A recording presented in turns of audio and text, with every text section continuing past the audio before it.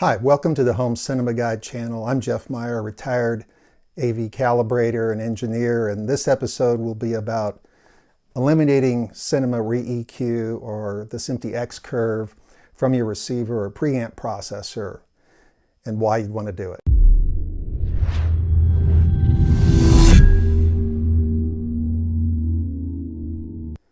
Jumping to the punchline, you really should just go ahead and take your operating manual out for your receiver or your preamp processor and see if it has Cinema ReEQ as a feature or the SMPTE X-Curve as a feature, and take it and disable it in your unit. For those who are interested, the reason is that this feature is not necessary.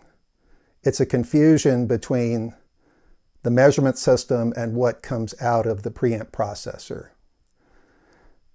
Dolby back in the 70s measured a bunch of theaters, and they found that when you take a real-time analyzer and you measure flat speakers at the seating position, it follows some set of curves called the X-curve. That's a function of theater volume. So the further you sit away from the speakers, the more the high frequencies are reduced, as you can see in this curve.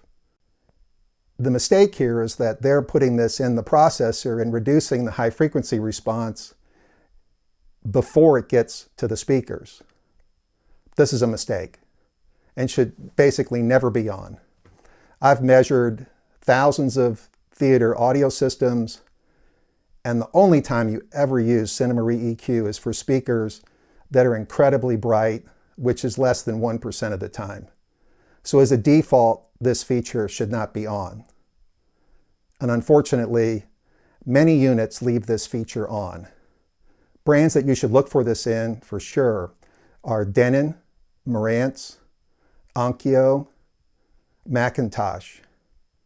These units typically have it in the audio settings, and to be able to find them, sometimes you have to play sound and have it active while you look at the feature. That's why I'm suggesting you go to the manual and see if it's there. So when you look at the manual, you'll know whether that feature is available. And if you have trouble finding it, it's because you may need to play something through the system with Dolby Digital or a DTS soundtrack to be able to actually access it. This feature also in some of these units can be input specific.